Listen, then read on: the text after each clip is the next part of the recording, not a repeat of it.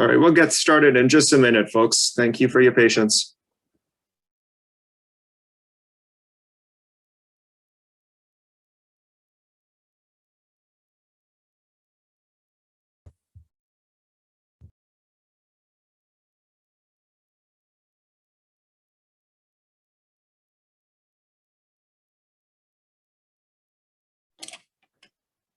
Hi, Izzy. I can see you now. Do you want to just check your mic? Am I good now? Excellent. Yeah, we can hear you. Okay, sorry, I had some trouble logging on. No problem. Welcome, everyone. First, I would like to acknowledge that we're meeting on the traditional lands of the Clahaman Nation, for which I am extremely grateful. For those of you who do not know me, I'm Izzy Lovelock, and I want to thank you all for being here today, showing your commitment to not only our kids, but our community. And it's such a glorious day that I think it's even more exciting that you're here. Thank you to all the candidates for taking your time, energy, and talents to run. Thank you also to the participants. And thank you to the PRDTA executive for all their work to make this possible, especially to Alicia Vincent, who has spent hours developing and consolidating document. Also, thanks to Jonathan Dick, who will be our moderator today. And I'm going to turn the meeting over to him so that he can just go over a few guidelines. I hope we're going to have a wonderful session. Thank you. Thanks, Izzy. And so, yeah, my name's Jonathan Dick. I'm a teacher at Brooks Secondary, and I'm also on the PRDTA executive, and going to be moderating this meeting today. Just a couple things to point out. We're going to ask that everybody remains muted throughout the meeting, except for the candidates when they're called on to speak. And you'll notice the chat only allows you to send messages to the hosts, and the one that you're going to need to send messages to is Alicia Vincent. So Alicia is also on our PRDTA executive, and she's our political action chair, and she's going to be collecting questions. So at any time throughout the meeting, you're welcome to post questions in the chat that you want us to ask the candidates. And we ask that you send those to Alicia. So via the chat, selecting Alicia Vincent, and she will be collecting the questions. So we're going to start with a bit of time for each candidate to make some opening statements. They're going to be introducing themselves, and they're going to be speaking to some of the questions that they've already responded to ahead of time, which you've all received copies of, I believe. And then we're going to have a section where we collect or ask questions that have been posed by you, the participants. And at that point, I'm going to go to Alicia to ask the questions. She's going to kind of go through the questions that are coming in the chat, and then she'll be trying to group them and clump them together and ask the questions of the candidates. Now, we probably won't have time to ask all of the questions, but we'll make sure that that all of the questions that are collected, whether they're asked during this meeting or not, are sent and forwarded to the candidates after the meeting as well. So when we get to that portion, I'm going to talk about that in a bit more detail as well. And then at the end of the meeting, each participant will have a couple of minutes to kind of wrap up, make any closing remarks, or expand on anything that they ran out of time to speak to, and we'll ask Alicia to close the meeting. So yeah, I'll try and make sure for each section I clarify the time and the rules again.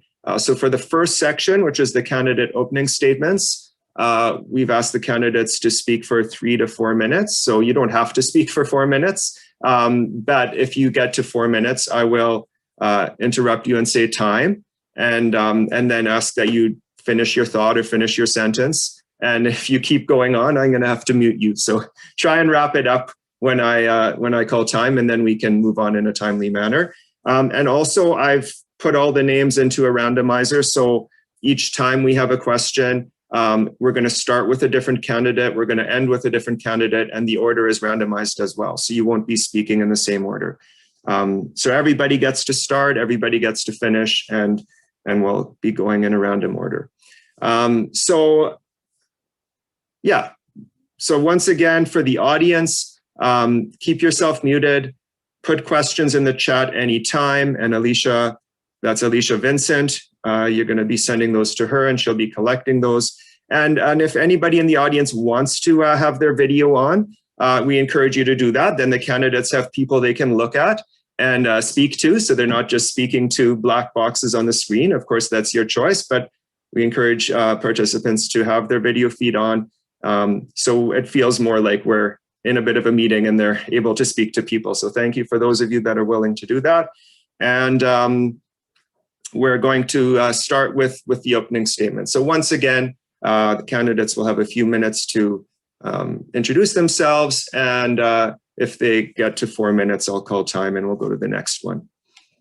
Right. So, and also, candidates, if you do have any questions or you're confused about anything, feel free to message me in the chat. And for the rest of you, if you are, the only function of the chat is going to be to send questions to Alicia. And other people, there's no, the function to post public messages in the chat is turned off. And we ask that you refrain from posting comments or opinions in the chat and just use it to send questions to Alicia, please. All right. Thank you so much. Okay. So we're going to start with our opening statements now. And the first candidate on my list is Tabitha Bergrin. So Tabitha, why don't you go ahead? Tansi, everyone. My name is Tabitha Bergrin. My pronouns are she, her, hers, or kwe, which is Anishinaabe for female. I'm Métis from the family lines Bélanger, Belle-Humeur, and Saint-Germain. And I'm here today because this is the logical next step for me to take in my advocacy journey for my own family. I have 3 young children. They're 6, 5, and 3.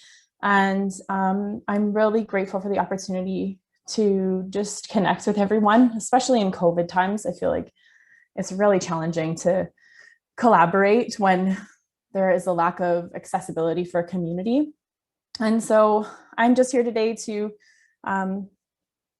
explain a little more about who I am, and hopefully that resonates, because ultimately, like, I am first and foremost a parent who is concerned about the challenges that the system creates and perpetuates, especially for disenfranchised and marginalized students and families and teachers that have to operate within this system. It has its limits, and I think that we need to recognize that it's the system that has challenges that need to be addressed, as opposed to individual people.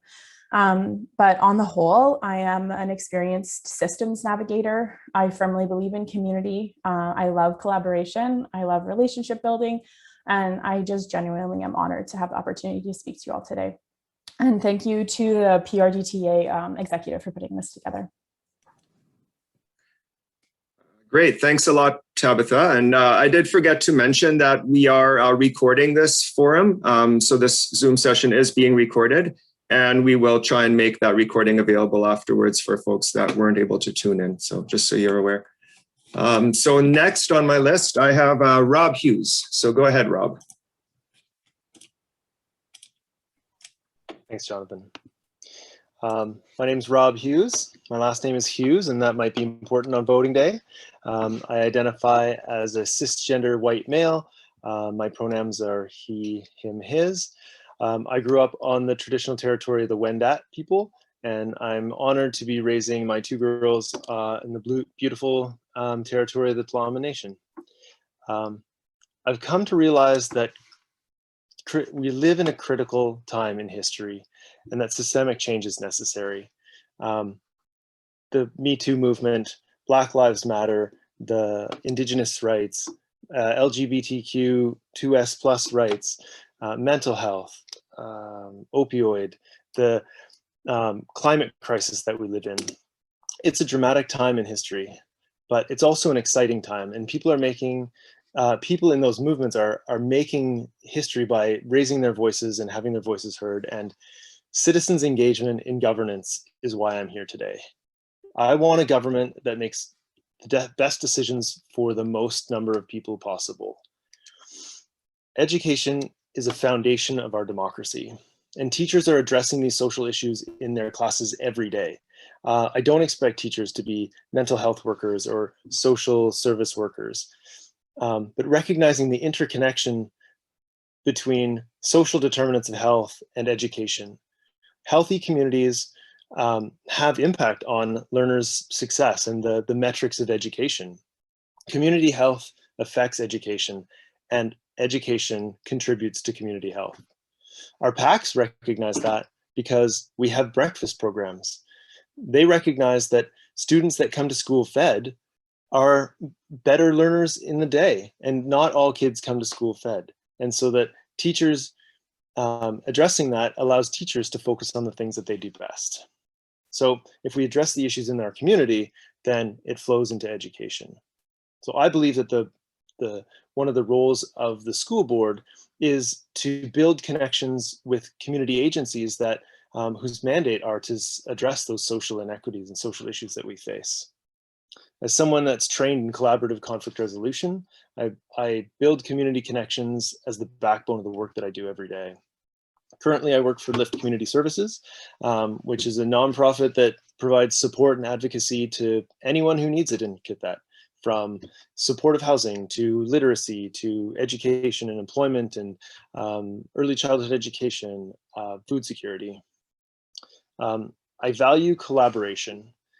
This means I don't see it as appropriate to sit here and tell you all the solutions that I have to the specific issues that the school board faces.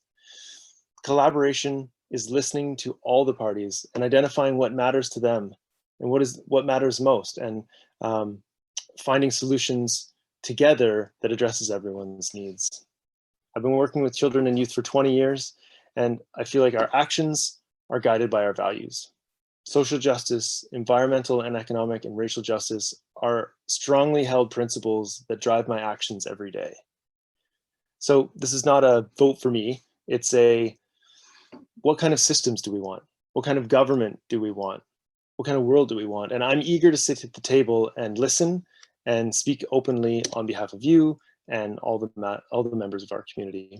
So thank you for this time. Thank you, Rob. The next person I have on my list is Jacqueline Miller. Go ahead, Jacqueline. Hi, thank you. My name is Jacqueline Miller, and I'd like to acknowledge I'm speaking to you today from the traditional territory of the Tla'amin people on whose lands I live, work, and play. I want to say thank you to the PRDTA for hosting this event and submitting those questions. It was a helpful exercise answering the questions and wrapping my mind around some of the issues facing the board, and highlights for me the learning curve for new trustees. I've been a child protection worker for 21 years, starting my career in Terrace, where I had the privilege to be seconded to the Northwest Internations Family and Children's Services, where I helped train their workers to take on guardianship responsibility for their children in care from Dees Lake to Prince Rupert. I've been working here in the Pell River office since 2004 and was promoted to team leader last year. Child protection deals with a lot of conflict, and I've learned over the years that the way through conflict is with relationship. During my time in Pell River, I've worked hard to build relationships with other agencies, and I've participated on many community committees. These have included the Early Years Planning Table, the Family Safety Committee, Integrated Case Assessment Team, the Catholic Justice Committee, Tla'amin Justice Committee, and since becoming the team leader, I've joined the Community Action Team and the Poverty Reduction Committee. I have two children, my daughter who's 15 and in grade 9 at Brooks, and my son who's 12 and in grade 6 at Westview. I joined PAC when my daughter was in kindergarten in 2011, and I've been involved ever since. I joined the Westview Executive in 2013 as the secretary, and then I became the president of the Westview PAC and the District PAC in 2017. I wanted to just highlight my professional experience and my time working on PAC and DPAC, because I think it demonstrates my commitment to children and dedication to improving conditions for them. I literally spend every day making decisions that are focused on the best interests of children. Part of how we do social work is by making plans with specific, measurable, realistic, and time-based goals. So a consistent and ongoing review of the progress on goals is how we stay on track And I think this translates similarly to the strategic plan of the board. We need to be sure that our goals are being monitored for progress and that we know what success will look like. My priorities as a trustee are increasing the academic achievement and graduation rates, increasing the mental health and social emotional supports for our students, and improving the collaboration of the board with the community. I want to hear from teachers, students, parents of children with diverse needs, Indigenous leaders and parents, and community agencies. The board needs to hear from people because they can't know everything. And the more information that's gathered about what's going on, then the better the planning and policy can be. Thank you. Thanks, Jacqueline. Next on my list, I have Rob Hale. Go ahead, Rob. Hi, everyone. Thank you for the introduction, and I too would like to acknowledge the land that we are on, that of the Tla'amin people. I think it's important for us to remember the land that we occupy and always act in good faith with the nation. I also want to recognize the passing of former trustee Jackie Timothy. I too would like to thank the Powell River and District Teachers Association for putting this event together. This is a great opportunity to share with teachers, district and support staff, and the wider public why each of us want to be a trustee, so thank you. COVID has brought us to this format, and I'm sure in a physical setting I would recognize more faces. I do recognize some, including those who taught me in high school. As was mentioned, my name is Rob Hill. That too is important on voting day because there's two Rob H's. I graduated in 2009 from Brooks and completed my degree in political science at the University of Victoria. I focused on issues of disability and Indigenous governance.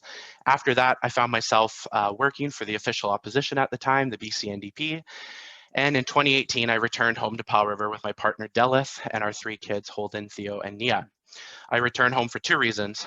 I accepted a job working for Nicholas Simons as his constituency assistant, a job that I've had for over 2.5 years, and I wanted to raise my kids in the community that raised me. I wanted to share briefly why I decided to run for school board. I mentioned this during the student-led all candidates debate on Thursday. When I look at local politics here in Powell River, I do not see my age bracket represented. This is quite common in rural politics. It is a lot more difficult for 18 to 35-year-olds to run for office. As a young person and a young parent and someone who deeply supports public education, I want to have a voice at the table. My son is in grade 1 and I see the incredible amount of energy and work that his teachers put in each and every day. I've also seen the issues teachers have faced at the bargaining table when it comes to advocating for students. I've seen how policy decisions or budget cuts directly affect students and their learning.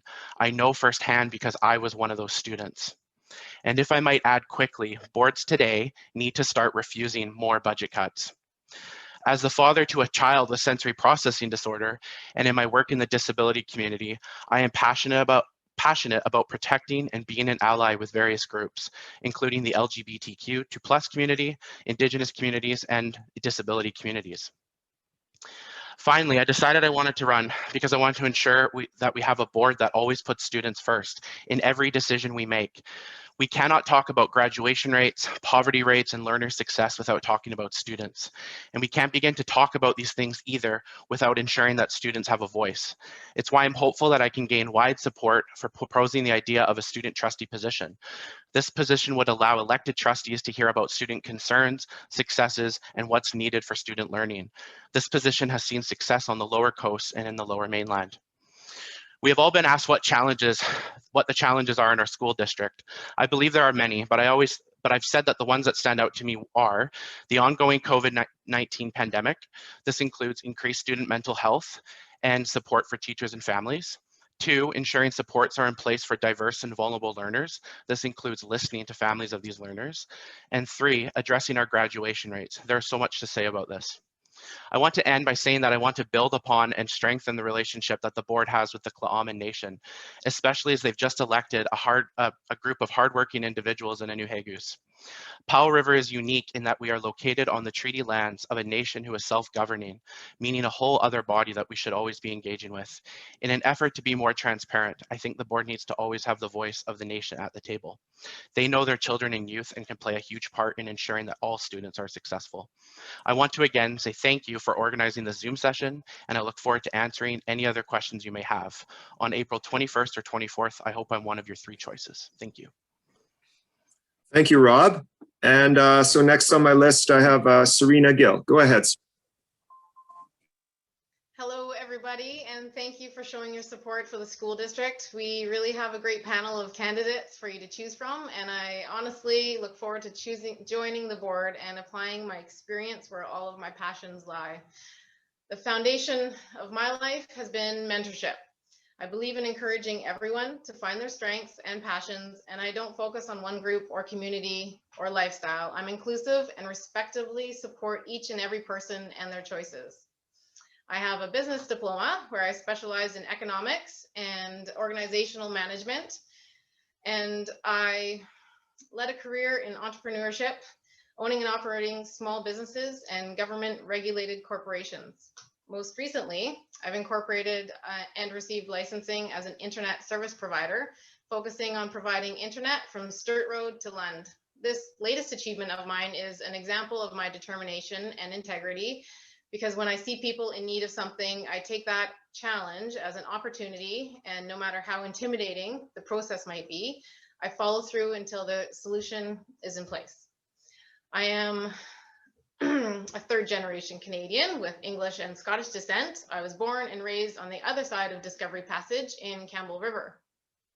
I've lived in 6 BC communities, from small towns of 500 people to the city of Victoria, 2 large Alberta cities, and my husband and I, we chose to make Hale River our home 5 years ago, and we are committed to the success of this community, not just for the future of our own children, but those of our good friends and our neighbors. Our 2 daughters attend Edge Hill and will be in Brooks before we know it.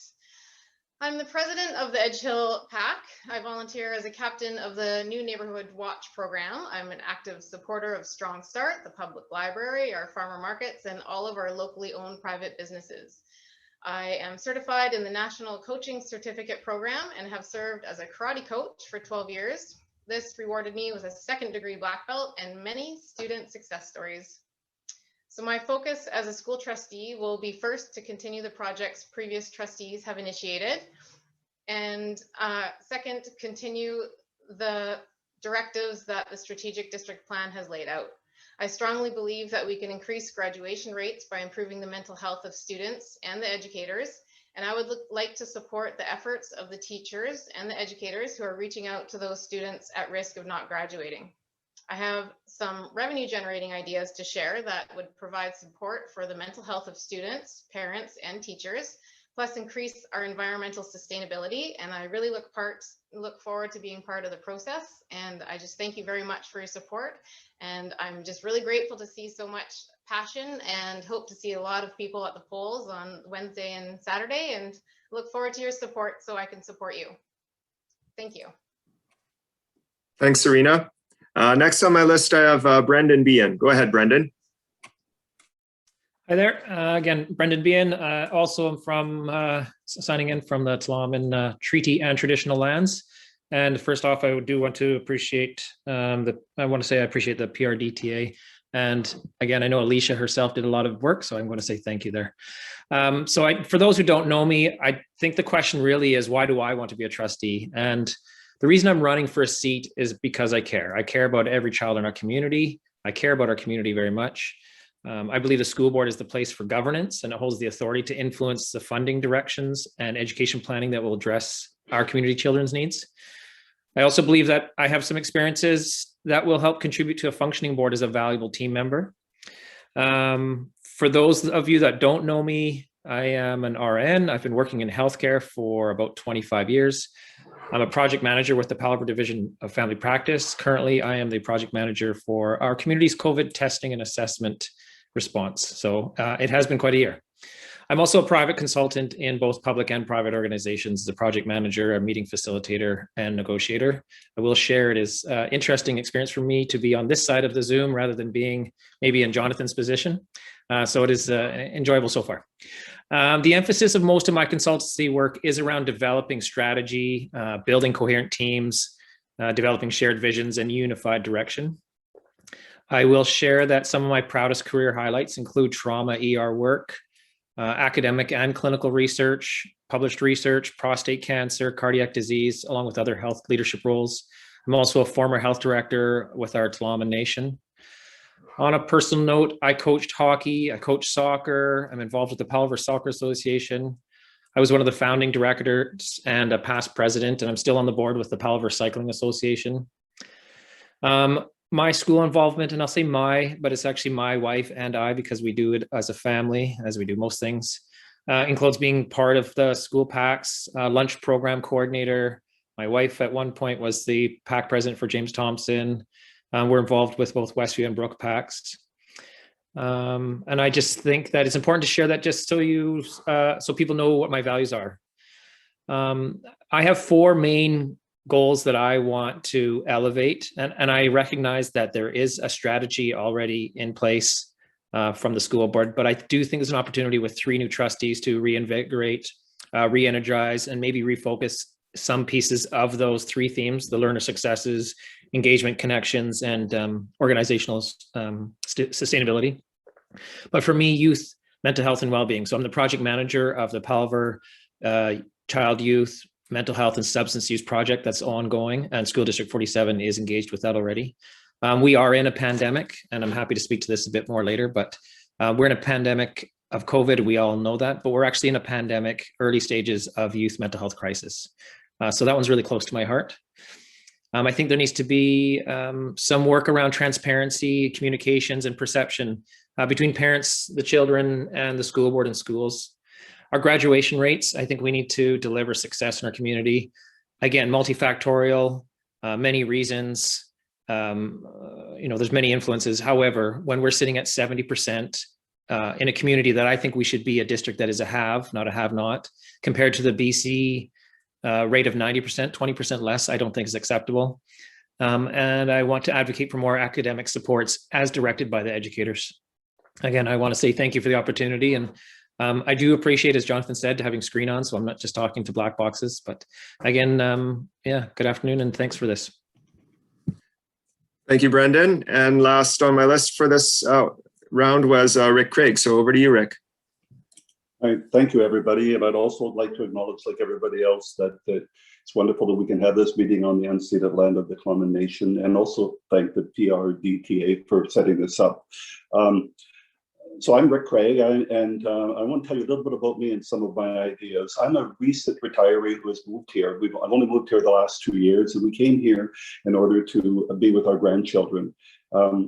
So what I'm doing is spending 3 days a week taking care of a 2.5-year-old and loving it, and just loving the fact that I just get to see how his mind grows and just be part of that experience. For me, there's nothing more important. Professionally, I'm retired now, but I have over 40 years of work in public education. I've been involved in teaching. I've been involved in developing resources for all school levels. I've been involved in developing resources for over 12 First Nations communities, the deaf community, people with mental challenges. I worked on the development of the Parenting After Separation program for people who are splitting up and fighting over their children. And that has become a provincially mandated program now, which everybody has to take if they're going to court. I've done a lot of work on project development. That's sort of the way I see myself as an educational innovator. I've probably produced over 200 projects in my lifetime. I've raised well over $50 million for educational projects in BC, nationally and internationally. I was the executive director of the Justice Education Society for 28 years. So this means I've worked a lot with government, all levels of government.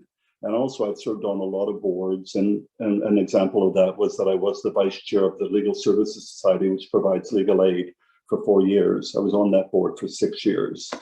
If elected, what I'd like to do is see if I can apply some of my experience to help the district and help the students here. The thing for me is this is a by-election, and there really only is 1.5 years until the next election. And the mandate of the current board is over half over. So for this, what I thought I would do is focus on some ideas that I think are very concrete, and talk about them and say that if I'm elected, these are things that I can talk to people about and see if we can move forward on.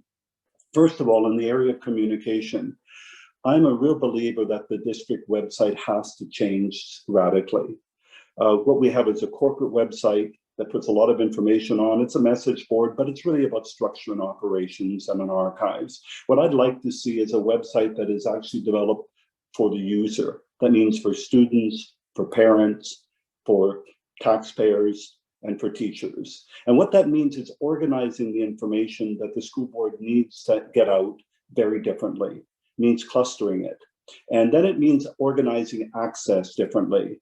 One of the projects, or some of the things I've worked on have involved the use of avatars, where we use actually virtual assistants, where you click on the website and there would be a student, for example, Brooks, who could represent Brooks School, who would say welcome and would actually help students navigate to the information they need. And it's the kind of thing they could access through their phone, and it would allow for engagement, but it has to be more than that. It also has to be done in a humane way. And the way to do that is through the use of video. And the neat thing about this, if we could do it, is that it would allow for students in Brooks School, for example, who are studying computer technology and film, to actually produce the resources. We could produce the video clips, we could do it all in-house, we could do it very economically, it could become an ongoing project, and it could become a whole different way of communicating. I mean, people communicate when they have a need, but they need to feel that when they're communicating that they're being listened to or that it's easy to find. And I think we can work in that direction. So that to me is one area that I would like to put on the table if I have the opportunity. And that's time. Time up? Yeah. Okay. I have other ideas, but that's it for now. So thank you. Thanks a lot, Rick. Yeah, and so we will be giving the candidates a couple minutes at the end for closing statements if there's other things they haven't been able to touch on throughout the meeting. So thanks again to all the candidates for introducing themselves and taking the time to share where they're coming from and why they're running. So that brings us to the next portion of the meeting. So Alicia has been collecting questions via the chat. And once again, you're still able to post more questions in the chat. So just select Alicia Vincent and send her a message with any questions you'd like asked.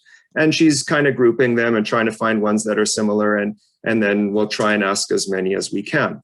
So for this section, we're going to, in order to get through as many questions as possible. And we're not going to do this for hours. We're going to probably give it like 30, 40 minutes at the most, because we want to also allow you to all get on with your sunny afternoon and Sunday afternoon. But we're going to be rotating the order. We're going to start with a different person each time, and we're going to limit your responses to 1 minute. So if you just really focus on a few things, and again, to the candidates, you don't have to answer every question. So just speak to the ones that you feel you want to speak to. But I will be selecting the order you answer in based on the randomized lists I have. So we alter the speaking order. And the easiest way to do this is when I go to Alicia and she reads out her question, is if you could use the reactions button in Zoom to raise your hand. And so this is for the candidates, then I know that you want to speak to that question. I mean, you can physically raise your hand in the video, but if you click on raise hand, if you have the reactions button in Zoom, that will put a hand up in your video feed, and it'll stay there until you take it down. So that way I know if you're going to speak to it or not, and might streamline the a little bit. I got a thumbs up from Serena there, so that's good. Yeah, so we're going to go to Alicia. She's going to ask a question, and then I'll call on the people that want to speak to it in the order from my list. And once again, for our participants, we're recording this. We're going to be sharing that link out afterwards.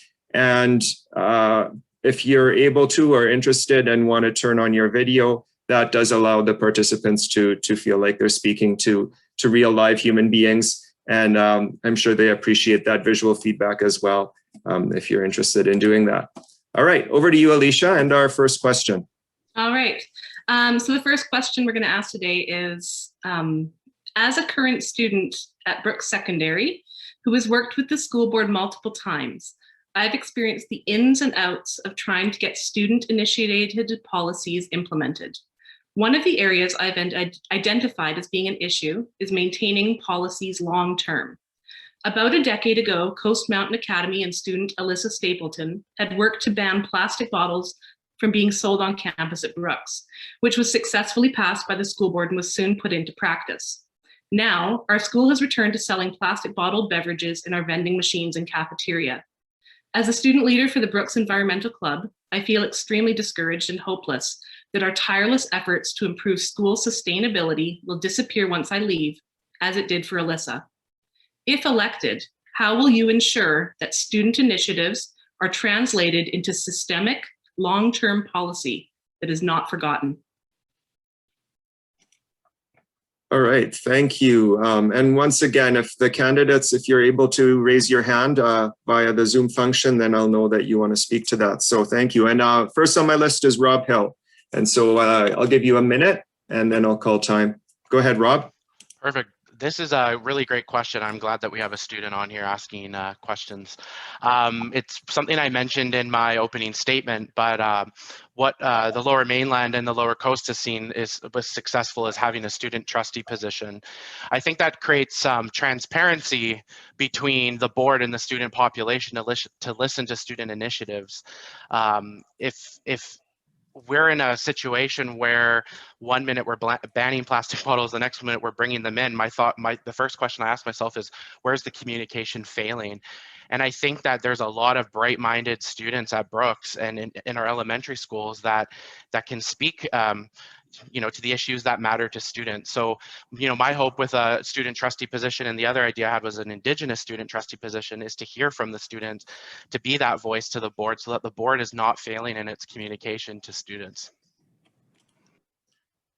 Thank you. So looking at those who have their hands up and just making sure everybody else that doesn't have their hand up is doing that intentionally. Anybody not able to figure out that function or need? Okay, I think we're good. All right. So the next person then with their hand up would be Tabitha. Go ahead, Tabitha. Yeah, this is such an exciting question. I feel like I'm trying to be realistic about the promises that I can reasonably make without actually being in the position, because there's no way to know what the real expectation in the framework is until you're in that seat. That being said, I am committed to having an open door policy with any student who wants to have conversation with me and figuring out the best course to take, because there's never going to be a predetermined path to take. We have to figure it out together. And that's actually what I do for work in the court system, is I help people navigate and figure out the system. And then what are our options within that framework? So it's actually something I'm really passionate about. I really enjoy sort of being that squeaky wheel in the room, within reason. But it's something I think that I could bring to the board tangibly. And I really love that kids are asking questions and want to be involved. Like, students are the future. Please keep asking questions and please keep prodding and check in after you graduate. That's well within your rights. Thank you. Thank you. Next, I have Brendan. Go ahead, Brendan. You're on mute, the 2020 and 2021 saying. Really brief, because I know it's really short. I think the district is currently already involved in developing a grade 6-7 leadership program of some kind and trying to engage kind of with grassroots voices. So again, there's a lot of learning on our part once you're elected into the district position. And secondly, the point is, and I think it comes from Jordana or whoever it was, one of the students, it's fantastic. Yes, global warming, it's an issue. We need to act on it. This is where the school district needs to act as a community leader, not just leaders amongst the students and the student body, but amongst the community. So there's a real issue here, but this is just one of many. And I agree, there needs to be a place to capture student voices in a respectful way. Thank you. All right, thank you. Next up, I have Serena. Did you want to speak or no? Yes, I was just looking for that raising the hand icon. Maybe I'll do it visually. Yeah, it is separate from the thumbs up. There is a separate one, but it looks a bit different depending on your Zoom version. I've never seen this. You can also just show in the chat. You can also send me a message in the chat that you want to speak if that works better. Okay, I'd just like to address this this question because yes, I'm also really excited that the students are interested. And yes, I definitely promote having a school representative on the board. As I can see you've been to the board meetings in the past, and I would like to see that as a regular event, whether it's one leader of a committee or maybe alternating leaders. But more importantly, I'd also like to see the trustees be more accountable and more involved. And it sounds like we have some very willing candidates to do that, but to reach out to the schools, not just the high school, but the elementary schools. I think connecting with the PACs is probably a really easy way to start doing this, but we need to keep that accountability consistent. So we need to have those expectations in the place and keep that bar set. So that's really disappointing to hear that the water bottles are back in the vending machine. That might have something to do with the contracts that were in place on behind the scenes. I don't know, but it should definitely have someone consistently representing on both levels, not the students just coming to the board, but the board going to the schools. That's time. Thank you. Perfect. And then we have Rick. Go ahead, Rick.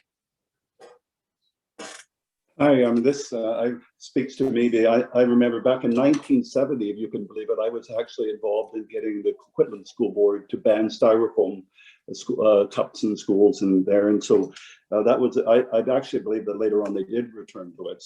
So I think this problem is a problem that a lot of districts face. What I'd like to see is a mechanism created whereby students could have something organized where they could have input on an ongoing basis around sustainability issues. And when they see things that shouldn't be happening, there's a way to report them and there's a way to ensure there's action.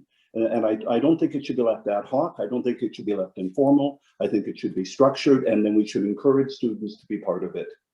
And then maybe we can maintain it. Thank you. Thank you, Rick. And Jacqueline, over to you. Hi, I think that the board needs to create a subcommittee that's looking at all the policies that are in place, because we have some really old policies sitting on there. I mean, I can think of me specifically. I looked at the child protection investigation. It's from like '89 or something, I think. I mean, we need to make sure that these policies are up to date and that administrators it's clear what the policies are. So so that you can't maintain a policy in action if you're not clear on what the policy is. And when administrators are moving around from school to school, they're gonna have different concerns depending on what school they're at. So I think making sure that our policies remain up to date is a key for that. Thanks. Thanks, Jacqueline. And finally, Rob Hughes. I really appreciate that a student brought this forward, because I can recognize the frustration of the current government having to undo what the previous government did just as a matter of principle. And so to be able to maintain that continuity requires a diversity of voices. And so the board can't necessarily know on the ground what every policy of every initiative and every action. And so it's incumbent upon us to have that voice, to have those youth speaking to us directly, and have like Rick said, a mechanism for students to participate and to engage with us directly. That goes beyond the environmental discussion yet to be had about the sustainability charter and how plastic bottles in the school, the ban, how it became overturned and how that discussion happened. So, thank you. All right, thanks. So that was our first round, and thanks for the candidates for keeping it to a minute. We're going to go to Alicia for the next question. All right, the next question is, I understand that school boards are permitted to generate funds to help support education above those designated and distributed by the BC government. What are the current private revenue generating businesses that the PR district is currently involved with? Who benefits from them? And in our small community, this must be a challenge to avoid conflict of interest. How will you address any conflict of interest if it should arise, or do you see this as a non-issue? All right. So once again, you can put up your hand and I'll have a new order to go through these questions here. So Rick, why don't you start us off there? Okay. As I said, I've been involved in these kinds of projects forever, and I think they can be done well, and I think they can be really beneficial. They can promote all kinds of creativity and innovation, but they have to be done properly. That means that the objectives have to be clear for the district. The district has to understand what the benefits are to be expected. And then when they're developed, they have to be developed, the funding has to be secured, and they have to be managed in a way that's totally transparent. What creates problems is when people don't know and they suspect things, and then they think there may be a conflict. If there's transparency, then you can avoid a lot of this. And if it does happen, you just have to deal with it. I mean, you can't have conflicts of interest. It's just not acceptable. The goals of these projects must be the well-being, the benefit of the students of the school and the school district, nothing else. Thank you. All right, thank you. Thanks, Rick. Next up, we have Rob Hughes. Rob Hughes, go ahead. Thanks, Jacqueline. I agree. I agree that the benefits of the students are the utmost concern. And I think that I believe in a publicly funded education system. I believe that we have already paid for public education and that the students and teachers deserve the resources to do their job well and to ensure the success of learners and of students. And I do believe that, you know, underneath this question is really the question that I hear from the community about what is the deal with press, and so I think that is a conversation that we definitely need to have. People are concerned about it, and that's probably why new board orientation is a full day, and they're already planning ahead because there's going to be lots of ground to cover. And so, yeah, I believe that that education should be funded by our public tax dollars. That's time. Thanks, Rob. I think the other Rob's connection cut out, so we're going to just have Alicia restate the question. And Alicia, you could also pop it in the chat too. Okay. So the question was, I understand that school boards are permitted to generate funds to help support education above those designated and distributed by the BC government. What are the current private revenue generating businesses that the PR district is currently involved with? Who benefits from them? And in our small community, this must be a challenge to avoid conflict of interest. How will you address any conflict of interest if it should arise, or do you see this as a non-issue? All right, thank you. Next up, we have Tabitha. Go ahead, Tabitha. I have to say, I love the tone these questions are setting. Like, holy, we got to have answers. I like it. For me, I feel like I am going to be echoing some other sentiments in that I think there has to be full, like, ethical and fiscal transparency in any undertaking that could be happening in affiliation with the school district. I do agree that public education needs to remain public. I think that privatized education is something that the Canadian people obviously have rejected the notion of in decades past, and I want to continue on with that tradition. There's always going to be pros and cons, and I feel like the best thing that we can do is say communication and transparency have to be fundamental to the board and all the choices that the board makes. I'm a researcher by heart, and I think that we just need to be perpetually on the forefront of what other communities are doing, what are other initiatives, like how is it complementary, what is it benefiting for them, and what are the cons for them? Because there's always information that we can glean from other situations and apply to our own. We don't have to go through it all ourselves. Time, that's time. So good. Thank you. Rob Hale, go ahead, Rob. Perfect. Sorry about that. Yeah, I got booted off for some reason. Yeah, I probably echo a lot of what Tabitha and Rob Hughes have said. It's something that I hear a lot of as well, is what's up with press? And it was passed on to me, and that the board did receive a legal opinion that there's no connection between the school district and press. I'd want to have that on the first day if I was elected to find out what the connection is. Yeah, I just wanted to say that I too support public education being publicly funded.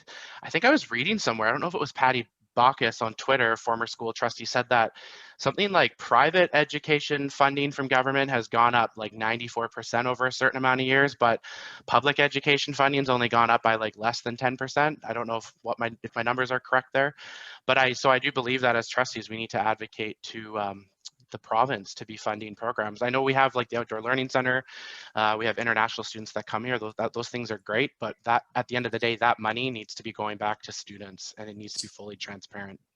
Time, thank you. Jacqueline Miller, go ahead.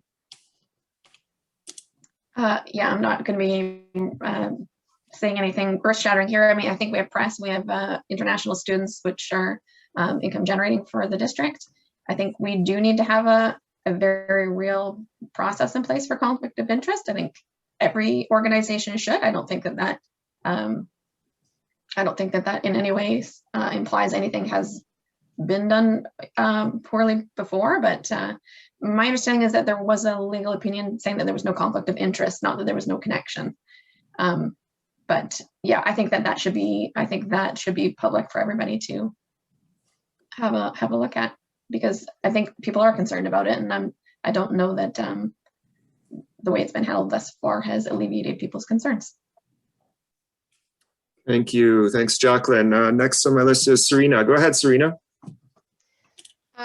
I'd just like to address this as, I mean, there's still a lot to learn to dig in behind the scenes, but I do support publicly funded. I also think that there's a lot of opportunities keeping in line with the needs of our society on how we can generate revenue as a district, and in turn also increase the mental health of our students and our educators, increase our environmental sustainability. There's a lot of opportunity that I see to generate some income, but also keeping in support of the public funding. But yes, there's a lot more to learn and how that approach would be efficient. So I look forward to seeing what the behind the scenes are. Thank you, Serena. And Brendan, to wrap up this question.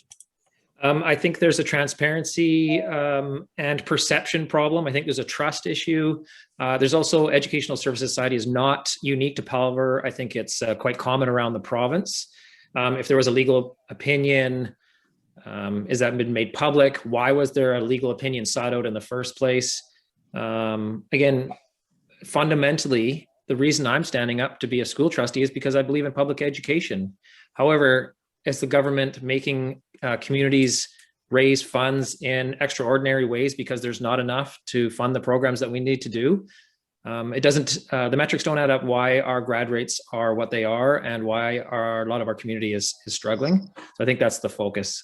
Yes, I think it's all about learning more when you get into the position. And lastly, I will say that I believe that the school board already has a conflict issue policy in place. I don't know it in detail, but I believe there is a policy in place. All right, that's time. Thanks a lot. All right, so back to Alicia for the next question. All right, the next question is a short one. It says, describe your position on contracting out. All right, describe your position on contracting out. Okay, Serena, you're first on my list, so go ahead. Sometimes manually is just much easier. Well, when I see opportunity, I also want to include the students and use it as a teaching opportunity. I'm a full believer that the secondary students should be mentoring the elementary students like the Palo River Kings do with the literacy program. There's a lot of success in that. But also contracting out and throwing bids out there are necessary sometimes, but that's also a big chunk of our budgets that can get used up when we don't necessarily need to contract out. So I think there's more creative ways we can approach this, not always contract out for big corporations. Thank you. The only other hand I see up right now is Rick, so go ahead, Rick. Okay, yeah, I'd be curious to find out what the current policy is on contracting out. I'm new, so that would need to be looked at. Obviously, you don't want to be contracting out jobs that have not been contracted out before. I mean, the reality is that we need to have good jobs for people that are stable, and the school district should be supporting that. It shouldn't be a race to the bottom to see if we can get services delivered at a lower price. At the same time, we have to be respectful of the taxpayers' dollars. So to me, there's an ethical question here, and I guess the question is, what is being contracted out, and are there any plans to contract out anything new? If there are, then that's something I would want to look at very carefully. Thank you, Rick. Thank you. Next on my list is Rob Hill. Go ahead, Rob. I just wanted to say briefly, I think that if if the conversation is going the way where we have to start talking about contracting out, my first thought would be is how are we engaging with the provincial government? If there's not enough funding there, how can we as a board look at our budget, our operational plan, our strategic plans, and advocate to the province? I mean, I don't even think we should be having having that discussion in the first place as a board. And if we are, like I said, I think that we need to be going to the province and demanding more funding. Thank you. Next is Jacqueline. Go ahead. Thanks. I'm not sure what the context of contracting out means, but I work in a union. I feel that I support unions. I think that is that needs to be our thought when we're making those kinds of decisions. Thank you. Next, I have Brendan. Go ahead, Brendan. Point blank, I don't think we should be having a discussion. And I'm saying that a little bit tongue in cheek, but not entirely. There's a collective bargaining agreement. I think it needs to be treated with respect. Ultimately, I'll finish with the question is why is this a discussion in the first place? So to me, it's this is a really loaded question, and it speaks to either a lack of respect for that CBA, or there's more to it. Like, are we talking about more than just jobs? But yeah, I think there's a lot of potential danger here if we start looking at contracting out jobs and we're working outside of a collective bargaining agreement. All right, thanks, Brendan. And Tabitha, go ahead. Yeah, without context, I do feel like this is challenging to fully address in a 1 minute little blurb, but I do agree that I don't think contracting out is appropriate. I do think that there needs to be more focus on the root of the issue and why we don't have those positions available locally, if that is a concern, and what can be done to change that.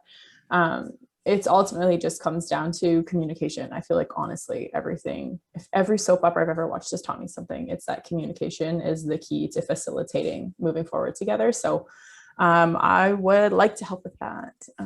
This is so fun, though. I'm really enjoying this. And thanks to everybody who has their screens on. Awesome. Thank you, Tabitha. All right. So next question, over to you, Alicia. All right. Our next question is, what do you see as the role of the district to ensure that all SD47 schools are meeting the goals of the Truth and Reconciliation Commission, and that our students understand Canada's history in terms of the First Nations, Métis, and Inuit people? All right. So I'll give you a minute to raise your hands, and then I'll look at my list here. First on my list is Jacqueline. Go ahead, Jacqueline. I would just say that the board is supposed to be approving each school's plan. So if there are strategies not listed in their plan about how they're addressing it, then they're likely not doing anything about it. So the plans need to have as much detail as the board's strategic plan about what they're going to do, how they're going to do it, and if they've done it when they're presenting that to us. And so, I mean, there's lots of literature, lots of information about how we can do that with students. But I think it's just making sure that we're staying on top of ensuring that's a goal and how we're measuring it. Thank you, Jacqueline. Next would be Tabitha. Go ahead. Yeah, this is obviously a pertinent question. As a Métis person and as a female, I do represent statistically one of the most vulnerable populations that exist in Canada, and I have extreme privilege in that I am a white passing Indigenous person. And I do feel like there are so many reports, there are so many documents that can say we are moving forward and we want to be making progress.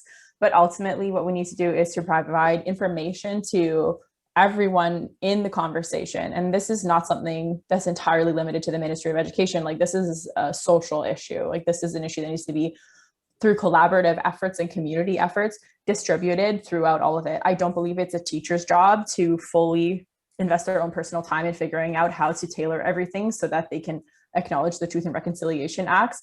I also don't think that it should be down to Indigenous educators to step into space that they're not being paid for or providing any sort of recompense for. The equity scan that's currently going on, I have sat and attended the meetings, but I feel like there is challenges in that it's directed towards a population that has challenges engaging and acknowledging and interacting with the school board at the best of times. So if we can't facilitate communication, it won't happen. Okay. Yeah. And sorry to interrupt. And when I do interrupt with time, you can finish your sentence or your thought. Thanks, Tabitha. Go ahead, Brendan. As somebody who's a former Tla'amin Health Director and worked with First Nations Health Authority, and although I'm, Caucasian European background, this is actually pretty close to my heart. I know that there's an Indigenous education management lead, Jessica. I'm not sure exactly the title, but I think that is one piece if we're going to look at Indigenous graduation rates. And to be honest, while I'm running, I've had friends from Tla'amin phone me and say, hey, this is really important to us. So that's one piece. As far as the Truth and Reconciliation, we have to be continuing the conversation. It's not just something that's done once. This was absolute trauma to an entire set of peoples, across our country, and we need to address that. Again, there's school plans that get approved, and if that's not included, then it means it hasn't been done, and that is close to my heart. Thank you, Brendan. Rob Hale, go ahead, Rob. I'm just not having success with the Wi-Fi today. Sorry about that. Can you hear me? Yeah, you're good. Perfect. Yeah, no, I was going to say I echo much of what Tabitha has said. I think the TRC is obviously great to continually keep at the forefront in our schools. I think that we have to go further. I'm happy to see that our provincial government has been committed to UNDRIP, United Declaration on the Rights of Indigenous Peoples. I think it's not enough, though, just to have it in our policies. We have to enact it. We have to see it on a day-to-day. I mean, just some of the things I've experienced as a parent is, are we inviting elders to, assemblies? I mentioned during the all students debate that I was shocked to see certain events where youth were encouraged to dress up in, Hawaiian Christmas, and I think we need to have a conversation as a board as why wasn't that picked up on before that happened? So yeah, okay. Thank you, Rob Hughes. Go ahead, Rob. Thank you. I said to the students the other day on Thursday that we need to recognize that racism is baked into every one of our colonial institutions in this country, and that this one included, and that we need to be frankly having that conversation so that we can address that. And in the classrooms there is curriculum, and yet it's so much put on the teachers to teach that. And one of the things that I would like to look into is the possibility of a fixed seat for an Indigenous person on the school board, so that the perspective of Indigenous people, I as a person cannot possibly know what Indigenous learners need or how to measure their success. And so to have shared voice and to have legitimate participation. And as Tabitha was saying, it's not on Indigenous people to be the providers of that education. And so, okay, thanks so much for your time. Okay. Rick Craig, go ahead, Rick. Yeah, I guess for me, I think it's really important that we make sure that we're not trying to hide the history. I mean, I think the history of racial discrimination in this country is well documented. It's substantial. It's been devastating. And I think we have to make sure that we find ways of communicating it in schools so that people understand, I mean, why did it happen? When did it happen? What were the effects of what happened? And I'd like to see that there's a much broader approach. The whole Truth and Reconciliation process and all of that is part of, I'd like a whole window of opening the world into Aboriginal culture and having students understand the diversity of that culture, the richness of that culture, the beauty of that culture. And I think there's ways we can do that. Years ago, we had a Journeys to Justice curriculum, which was really looking at teaching through storytelling. I think there's a lot of traditional ways that can be brought into schools that can really excite our students and get them to understand the diversity and the richness of the Aboriginal culture. Thank you. And finally, Serena. Go ahead, Serena. Thank you. I understood this question to for the concern to understand the culture and history of cultures. And I think the Tla'amin Nation is doing a really good job about connecting with the schools on a personal level. And I'd really like to see other people take that by example, and maybe we can initiate a committee of culture and get more widespread and reach out. So we're not just celebrating Chinese New Year's, and we can involve more cultures, and it should be set in the plan at the beginning of the school year and approved by the district, and keep it consistent with all schools so everybody learns as much as possible about our world culture. All right, thank you, Serena. Okay, so I think in the interest of time and trying to wrap up around 3:30 and giving closing statements to the candidates as well, I think we'll have time for one more question from Alicia. So Alicia, if you want to pick one more question for the lab. All right, we've got another one that came in that says, how do you see all levels of public education becoming more inclusive, open, and responsive? This includes the physical accessibility and services available to students, staff, and to the community. You want to maybe just read that out one more time? Yeah. Thanks. How do you see all levels of public education becoming more inclusive, open, and responsive? This includes the physical accessibility and services available to students, staff, and the community. All right. So I'll give the candidates a minute to raise their hand if they want to speak to that.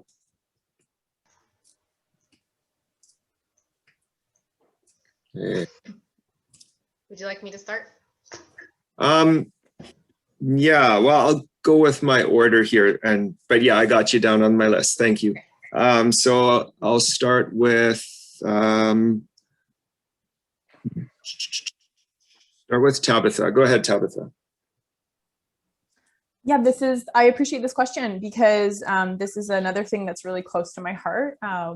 I have a child that is neurodiverse, and I actually chose to homeschool them for the first portion of their educational experience because there was concern about there not being adequate funding provided by the ministry to properly support their learning plan. And ultimately, I have found the community has really come together and been absolutely amazing to make this a positive experience for everyone along the way. And this is why I want to be there. I believe that we need to refocus on accessibility in the context of communication and figuring out why people have challenges. What are the challenges? How can we help them? Do they need ramps? Do we need to have more bars? Do we need to have visible signs? How can we figure out the board can relieve some of that stress from teachers, as well as we have so many experts here, so many, we're so fortunate, and they have the knowledge that's going to make this a better and more inclusive learning environment. And I want my family to be on that forefront, and I want to be in that room to be that person who can say, these are the changes and let's make it happen. Great, that's time. Thank you. Brendan, go ahead. I think that we have a culture in Powell River that is already fundamentally inclusive. So do we have a lot of need to grow? Yes. Can we make improvements? Yes. But if we look at provincial IEP structures with dates, plans, markets, we can check our practices. I think that there's a lot of provincial research already available to us that we can tap into, but really I think this is about communication, collaboration, and research. It's an issue, but I do remember, and I know I'm almost out of time, that Powell River, I think back in the early 90s, was recognized as one of the most inclusive communities in BC, and I think we received some award from the government or whatever, some fancy thing, but I do think that we are doing well. I think there's a lot more to go, and I want to be a part of that.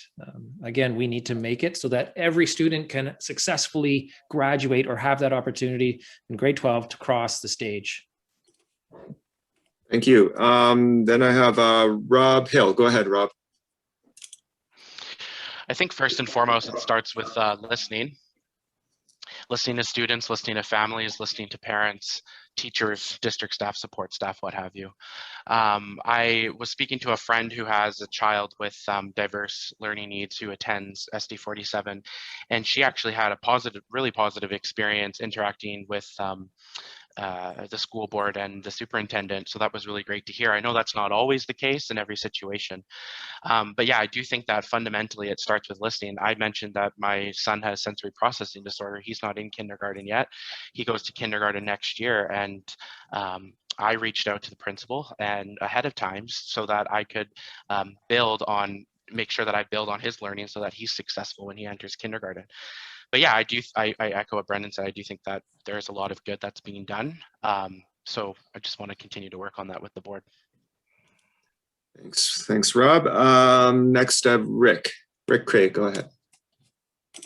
And the Institute for Public Education talks about things that are pretty substantial, things like even offering after-school daycare in schools so that you don't have to have students traveling after school. I mean, that's one thing. But for me, there's things such as really looking at what are the issues that create vulnerability, and then trying to tackle each one of them specifically. For example, I think if we could give every vulnerable student who doesn't have access to technology an iPad and access to Wi-Fi at home, that would help them. And I think we can do that for all of the areas. We have to identify and then say, how does the school become more accessible, easier for students to navigate, and make that a plan. Thanks, Rick. And Serena, go ahead. I think that the gap is lying in resources and some people not knowing how to access those resources. So I feel strongly that as a trustee, we need to be the leaders in advocating for those families that don't know where to go and don't know how to go through the process. And we just really need to be there to support them and maybe just help them fill out some forms or make some phone calls for them. So maybe there's a new committee that we can initiate to make this not fall through the gaps. Thank you, Serena. So I think that's all I had on my list for that question. So we're going to wrap up the round of the participant questions. And just so you know, the candidates will be receiving all of the questions that were asked or sent to us. And so we'll be forwarding those to all the candidates for their information and for them to communicate on as they wish. So for our final section of today, we're going to do closing statements from the candidates. And they're going to have a maximum of 2 minutes. So like talk for a minute or two, but I'll interrupt you at 2 minutes to wrap it up. To speak to anything that may have come up that they didn't get to finish talking about, or anything they want to leave us with before we wrap up the meeting. But before we do that, I'm going to go to Izzy, our illustrious president, and let her have the floor. I'm just wondering, Alicia, I know we have quite a lot of questions. Do you have one that you think might be a relatively short answer for candidates before we move on to final statements? I think that if everyone has their minute, it would add quite a bit more time. I don't see any that would be quite really short at the moment that could open it up again. Okay. Just wanted to check. Thank you. Thanks, Izzy. Thanks, Alicia. Yeah, it's a bit of a balance between trying to ask all the questions and trying to honor people's time. So not going to get it perfect, but thanks again for everyone for joining us and bearing with us as we try and navigate this platform for an all candidates meeting. And so we'll go to our final round of closing statements from the candidates. So this time we'll be starting with Brendan. Go ahead, Brendan. And jump in here. Okay. I want to close by saying thank you to the Pell River District Teachers Association for this opportunity, because otherwise it was a lot of social media and many one-on-one conversations. So I do appreciate this opportunity. And for everybody who did sign in from administration, teachers, and some students, I think it's fantastic. I do want to say that I believe the role of the school board is to ask questions, to stay focused on what matters. The board's there to ask questions about planning and policy, ask questions about literacy evaluation and supports, ask questions about spending, ask questions about parental concerns, and to steward changes as needed. I personally want to be part of a team and make it fit. And I realize it's a by-election and you're jumping in. However, I am focused on our outputs. How are we performing overall in the areas of numeracy and literacy? How are we performing overall when it comes to academics? How are we performing with regards to grade 12 graduation rates? How are we performing when it comes to in-class support for our educators? I think it's imperative that these areas are being assessed. I think the school district is committed to continuous improvement. I want to be a part of that. A number of times over the past couple of weeks, I've been asked, why are you doing this? And the answer for me is simple. As someone who has always felt very strongly about being part of my community and proud of my community, and the fact that I place a high value in public education, I think this is an opportunity that's a natural fit.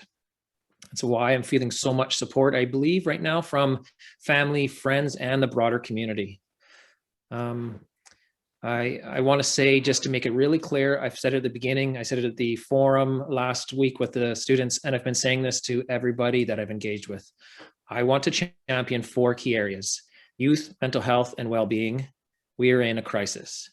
Transparent communication between parents, children, and the school board. I felt the frustration. It is one of my motivators for being involved. Graduation rates. We must do better. We must deliver success for our community. I believe we should be a have, not a have-not community. And I want to advocate for more academic supports as they're directed by you, the teachers. And that's time. Okay, thanks, Brendan. Rob Hughes. Go ahead, Rob. Thanks, Jonathan. Yeah, I also want to say thank you to the Teachers Association for putting on this event. There's been a lot of social media and a lot of conversations in the street. And so thank you for all of the people that took the time out of their sunny afternoon to come and hear from each of us. And I just want to reiterate that, you know, this isn't a vote for me, it's a vote for, you know, this group of people. It's a vote for the government that we want, the world that we want. And when voters go to the polls, I encourage you to consider that we're fielding a ball team, and you want to, you know, want a whole team full of pitchers or a whole team full of goalies. And so to really recognize the skills and abilities that each candidate has and how they complement one another and how they're going to fill out a 5-member team. So I look forward to seeing you all at James Thompson on April the 24th. Thanks so much. Thanks, Rob. Next on my list is Jacqueline. Go ahead, Jacqueline. Thank you. Thank you also to the PRDTA for hosting this event. I just want to say that I'm committed and I'm involved in this community. I care about children, youth, and families. That's why I got into the line of work that I did. I've already built relationships and connections with community agencies, and I'm committed to expanding and building new ones. There's been a lot of hard work already done in this community, but there's more that we can do. I don't come from the world of education, but I have volunteered my time for the last 10 years to be involved in my children's schools so that I could contribute to their learning environments. Improving how education looks for all of Poweriverse students is why I want to be a school trustee. I don't have any other agenda or political aspirations. This is just about kids for me. We need to ensure that our staff are engaged and excited about being in our schools. We need to ensure that our children are getting the best possible education they can get, that they are prepared to be contributing members of society, and that they have access to the supports they need to be mentally and physically healthy. Our school board needs to be connected with our students, staff, and families so that we can move forward together. And I hope that I have the opportunity to be a part of that. Thank you. Thanks, Jacqueline. Next is Tabitha. Yeah, so thank you so much again to the PRDTA for organizing. This was just a fantastic opportunity to connect, and thank you to everybody who is participating and in the future who will be watching this when it's published. It's kind of exciting. But ultimately, like, I just want to emphasize, like, I don't have a choice in being involved in these issues. This is my narrative. This is the narrative of my family, and this is my heart work. And I will be continuing being an active, like, social justice professional the parent to my children, and an Indigenous woman. So this ultimately is just the trifecta of me being able to show up and to have the privilege and use the privilege that I have in my life to amplify the voices of my personal community as well as the community at large. This is what I do, and I really like doing it. And I really think that I offer something unique to the board's position. But ultimately, there's no bad candidates. We all want the same thing. I think the only difference would be politically minded candidates and those who are just moms. So thank you so much, everybody. And I hope that you enjoy your sunny afternoon. I'm probably going to run into the ocean after this, and I hope that you all do too. Thank you, Tabitha. Wise words. Serena, go ahead. Thank you for including me and listening to me. It's been a privilege, and I really hope that I can apply my business and marketing background and my passion as a parent and help all of the students of our community have more learning opportunities, help the teachers not be overwhelmed with all of the jobs that they have on them each and every day. And I really just want to advocate for those that need help and get involved with the community on a more direct and personal level, and be there to help everybody find their strengths and become independent adults and contribute to our community and our economy and share the success with everybody else around us. And I hope I have everybody's support so I can support you, because I really am looking forward to it. Thank you. Thanks, Serena. All right, and Rick, go ahead. Okay, thank you. I'd like to thank everybody as well. I'm sort of at the end of the line, I think, but for me, obviously, education is all about, the whole purpose of the schools is to help people to become successful, to learn to be critical thinkers, to learn to be able to take in knowledge, analyze it, evaluate, figure out how to use it in their lives, and make the most of they can of it. And that's what we want for everybody. And we have to make sure we have equity of access so that that can happen for everybody. And so that's why, obviously, we support the schools, and we move the schools. They're foundational to our democracy. If you've ever been in other countries, you'll realize that a lot of the democracies in part are in trouble because their education systems are not as strong as ours. And we take it for granted, I think, but we shouldn't. One of the things that I would like to do is, I don't know the community as well as others in terms of all the details, because I haven't been here as long. But what I do want to bring to the table is the fact that I have worked at the national and international level for many years. And so that's caused me to rethink things a lot of times. I've looked at my boxes and said, are my assumptions right? Are there other ways of doing things? And I think we can learn a lot from other areas. I think there are international best practices that we can bring here. If I have the opportunity, then I'm hoping to be a voice on the board to bring some of that perspective to the table. So thank you for listening to me. Thanks, Rick. And finally, we have Rob Hale. Go ahead, Rob. This has been a wonderful opportunity to hear your questions, concerns, and hopes for our students. I want to again thank the Powell River and District Teachers Association for putting this together.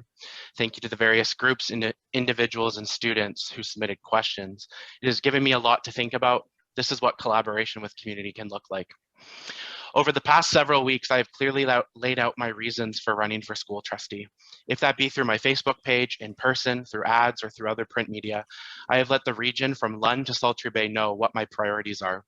If you've seen my signs or ads, you will know that my 3 platform planks are responsibility to learners. This means putting students first and their families first in all the decisions we make. I read recently from a former provincial trustee that the word student is rarely said during board meetings these days. We need to make sure that changes. Second, accountability to the public. This means ensuring that the board's work is clearly communicated, but it also means being a listener and working together with various community organizations. And 3, ensuring sound fiscal management. This means ensuring that our goals are properly funded and ensuring that every single financial decision is for the benefit of our students. It also means transparency. The decision is now in your hands through your vote. I am a proud father of 3, partner to the wonderful Delith, and an advocate for vulnerable groups. I will represent every student in our community to the best of my ability. accountability. No one trustee has all the answers, but I commit to being a community collaborator, strong communicator, intentional listener, and fierce defender of students and their families. I make that promise. On April 21st or 24th, I hope I can count on your support. Bring a friend or family member, and don't let those you know be apathetic. Thank you.